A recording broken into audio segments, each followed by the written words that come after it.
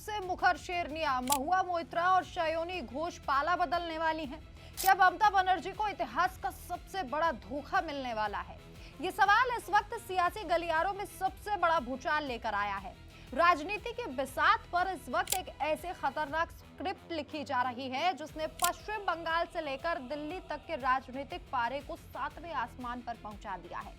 क्योंकि सूत्रों के हवाले से खबर आ रही है कि विपक्ष के कई सांसद इस समय बीजेपी के शीर्ष नेतृत्व के संपर्क में है और इसी सिलसिले में सांसदों के एक गुट ने बीजेपी के संकट मोचक और केंद्रीय मंत्री भूपेंद्र यादव से मुलाकात की।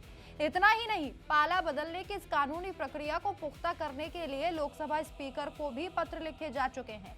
इस पूरी हलचल के बीच एक बड़ा सस्पेंस टीएमसी की दो सबसे फायर ब्रांड नेताओं महुआ मोइत्रा और शयोनी घोष को लेकर बन गया है।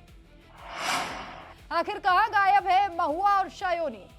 संसद से लेकर सड़कों तक ममता बनर्जी के लिए ढाल बनने वाली महुआ मोइत्रा और शयोनी घोष पिछले कई दिनों से अचानक मुख्यधारा की राजनीति और मीडिया की नजरों से दूर हैं। महुआ वो नेता जो हर मुद्दे पर सोशल मीडिया और टीवी कैमरों के सामने आकर बीजेपी पर हमलावर रहती थी।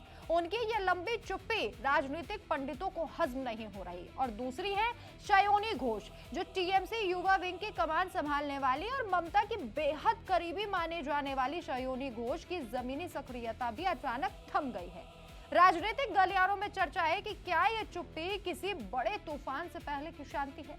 क्या भूपेंद्र यादव से हुई मुलाकात और स्पीकर को लिखे गए पत्रों के तार इन दोनों शेरनियों से जुड़े हुए हैं? बीजेपी के रणनीतिकार भूपेंद्र यादव की आवाज पर हुई हलचल ने इस कयासबाजी को और हवा दे दी।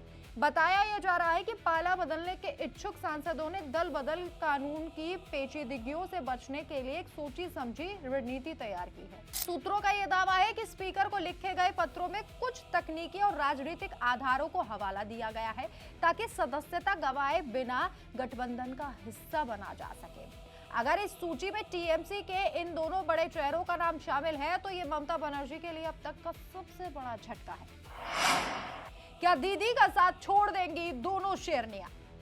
अब जरा समझिए, महुआ मोइत्रा और शयोनी घोष को ममता बनर्जी का सबसे भरोसेमंद सिपहसालार माना जाता है। महुआ ने जहां राष्ट्रीय स्तर पर टीएमसी की आक्रामक आवाज बनकर पहचान बनाई, वहीं शयोनी ने बंगाल के युवाओं के बीच ममता के नैरेटिव को मजबूत किया।